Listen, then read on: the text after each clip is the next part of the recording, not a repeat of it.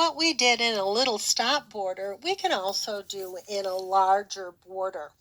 Many times those aren't square either. So we're going to be putting something larger into this quilt on the border, and we're going to be using actually an edge to edge design. You're going to be going into the group that says edge to edge border. So obviously we want to first size our pattern. So I've just placed one on the screen, and I'm going to size this pattern so that it will fall into my boundary here. And of course, our boundary is crooked, and that's the whole point here.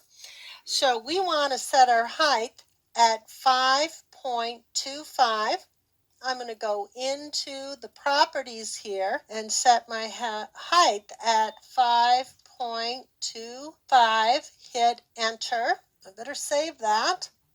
I'm going to delete this. And now we have to decide where we're going to draw our line. I can see that the start and end of this pattern are located down at the bottom, so I want to draw a pattern along this edge. So I'm going to draw my line. I got to have my snap off. I've already drawn my boundary, and I'm going to take my line straight out from the edge of that corner, that inside corner, and I'm going to come out close to that edge. That's going to be a straight line, and from there I'm going to try and follow my boundary, because the boundary is something I clicked in the seam line. I will follow that straight out. Right click to end the drawing, right click again to exit.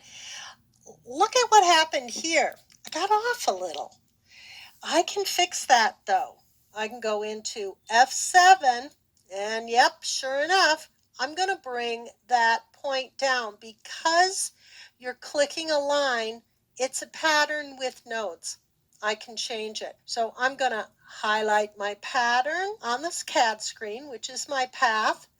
My pattern in the preview window is highlighted, and I'm going to apply this pattern. My pattern has fallen in.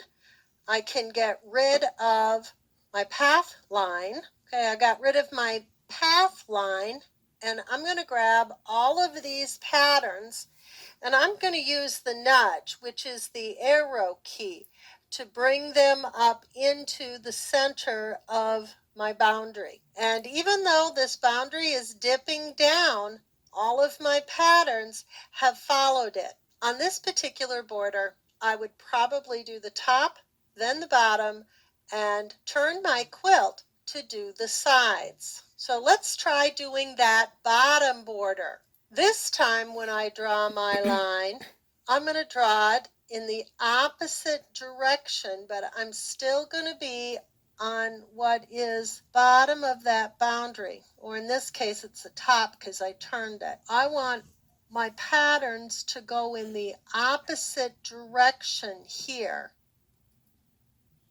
So I'm going to highlight my path and apply my pattern. I can delete the path, grab my patterns, and use a nudge to bring them down. So here I have effectively put the birds flying around my border, and I would do the same thing when I turn the quilt.